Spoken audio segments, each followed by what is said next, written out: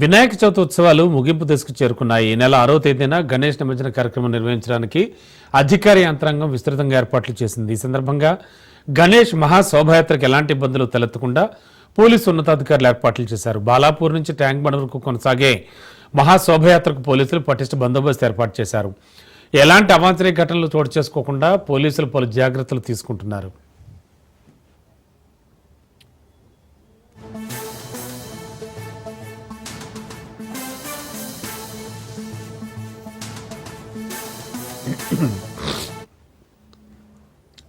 ఖైరతాబాద్ గణనాథుడిని దర్శించుకునేందుకు భక్తులు అశేషంగా తరలి వస్తున్నారు. నిన్నటి వరకు 12 లక్షల మంది భక్తులు ఖైరతాబాద్ గణేశుని దర్శించుకున్నట్లుగా అధికారులు తెలిపారు. ఈ సంఖ్య మరింత పెరిగే అవకాశం ఉంది. ఇవాళ ఖైరతాబాద్ గణనాథుడిని దర్శించుకునేందుకు భక్తులు పోటెత్తే అవకాశం ఉంది. ఎందుకంటే ఎల్లుండే నిమజ్జన ఏర్పాట్లను దృష్టిలో ఉంచుకున్న పోలీసులు గురువారం అర్ధరాత్రి అంటే 12 గంటల నుంచి ఖైరతాబాద్ గణనాథ్ దర్శనాలకు బ్రేక్ వేయనున్నారు. ఇవాళ రాత్రికి భక్తులు భారీ సంఖ్యలో గణనాథుని దర్శించుకునే అవకాశం ఉంది. ఇక బుధవారం ఖైరతాబాద్ విఘ్నేశ్వరుడి వద్ద తోపులాట జరిగి పలువురు భక్తులు స్పృహ కోల్పోయారు. శనివారం నాడు ఖైరతాబాద్ నాయకుడిని ఉదయం 11 గంటల నుంచి 12 గంటల మధ్య నిమజ్జనం చేస్తారు.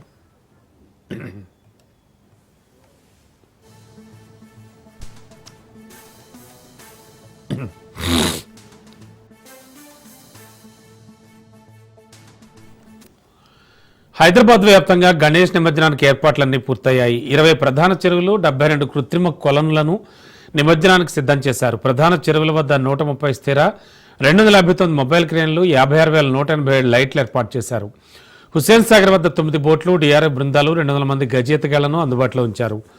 30,000 మంది పోలీసులు బందోబస్తులో ఉంటారు.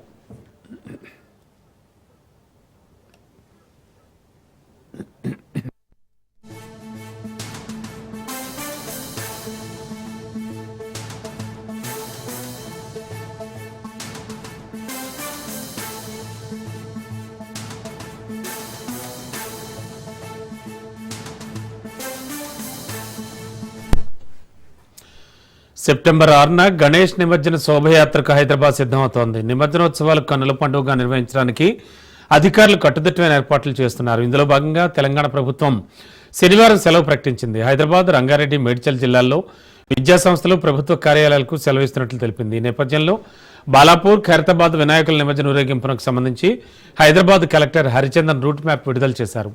ఈ భారీ విగ్రహాలు 2 ట్యాంక్ బండ్కు చేరుకునే మార్గాలను సూచిస్తూ అందుకు అనుగుణంగా పౌరులు తమ ప్రయాణాన్ని ప్లాన్ చేసుకోవాలని సూచించారు.